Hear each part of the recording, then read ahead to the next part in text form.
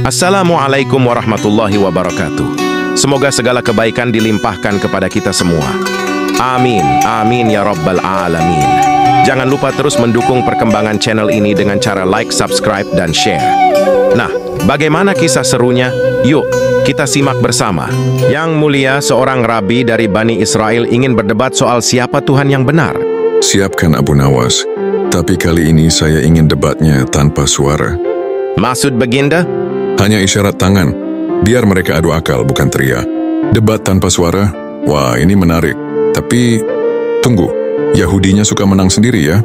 Katanya dia hafal Taurat, Injil, bahkan bintang-bintang. Biar dia hafal langit pun saya punya bumi di tangan. Rabi menunjuk satu jari ke langit, makna Tuhan itu satu.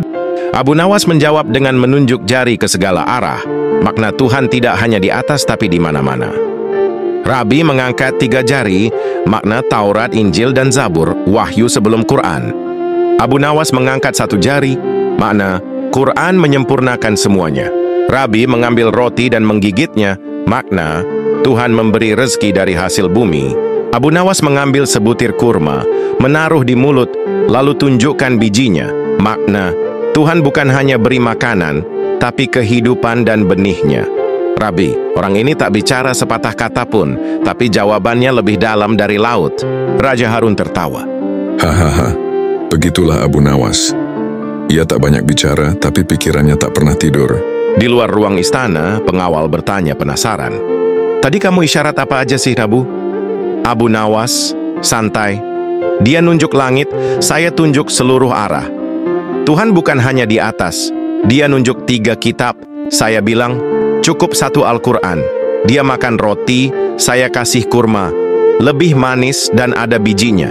Itu hidup, bukan cuma kenyang. Jadi kamu menang, Abu Nawas? Aku tidak menang, tapi dia sudah berhenti merasa paling tahu. Sebagai hadiah, kau boleh minta apa saja. Hamba hanya minta 1, baginda. Apa itu? Izinkan saya tidur 2 hari berturut-turut. Karena memikirkan isyarat lebih melelahkan dari debat suara. Yang mulia, aku belum puas. Abu Nawas memang pandai. Tapi aku ingin menguji logikanya dengan 1 pertanyaan paling sulit. Raja Harun tersenyum. Baik, tapi jika dia bisa menjawab, kau harus mengakui kebijaksanaannya sepenuh hati. Aku setuju. Kenapa penampilanmu aneh hari ini? Karena hari ini aku tidak menghadapi pertanyaan biasa, melainkan pertanyaan dari orang yang biasa merasa luar biasa. Rabi Yitzhak berdiri dan berkata, "Wahai Abu Nawas, katakan padaku, di mana tempat yang tidak ada?" Semua terdiam. Abu Nawas menatap langit, lalu bumi. Duduk tenang. Abu Nawas, pertanyaanmu menarik. Tapi sebelum ku jawab, aku juga ingin bertanya. Tentu, silakan. Apa bentuk suara sebelum terdengar? Apa warna angin sebelum bertiup? Apa bentuk mimpi sebelum tidur? Rabi terdiam, bingung. Itu bukan pertanyaan untuk dijawab. Begitulah pertanyaanmu. Kau tanya tentang tempat yang tidak ada. Jika tidak ada, bagaimana aku menunjukkannya? Abu Nawas berdiri berjalan pelan. Abu Nawas, kalau kau ingin tahu tempat yang tidak ada, lihatlah hatimu saat sombong. Di situ tak ada ruang untuk kebenaran. Raja Harun tersenyum lebar. Penonton kagum. Rabi perlahan mengangguk. Aku mengerti. Terkadang jawaban bukan ditemukan dengan akal, tapi dengan rendah hati. Kau hebat lagi, Abu Nawas. Apa hadiahnya kali ini yang kau inginkan? Abu Nawas pura-pura serius. Saya hanya ingin 1 hal, baginda. Raja. Apa itu? Abu Nawas. Tempat yang tidak ada, tempat di mana utang saya juga tidak ada. Semua tertawa. Bahkan Rabi tersenyum. Yang mulia, kali ini aku ingin mencoba hal lain. Apa itu, Rabi? Abu Nawas harus menjawab pertanyaanku. Tanpa suara, tanpa gerakan. Hanya dengan diam. Menarik. Aku suka tantangan ini. Abu Nawas masuk dengan pakaian masih lusuh tapi wajah ceria. Kali ini kau harus menjawab tanpa suara, tanpa gerakan.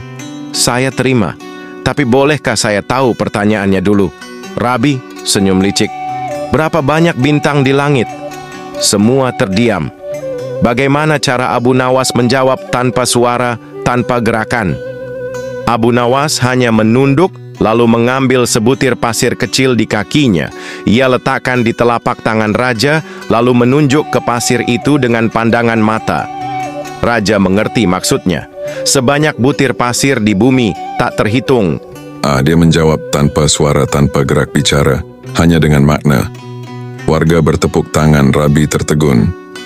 Rabi Yitzhak, aku mengaku kalah, benar-benar tak bisa ditandingi. Abu Nawas, kadang lidah paling tajam adalah akal sehat yang tenang.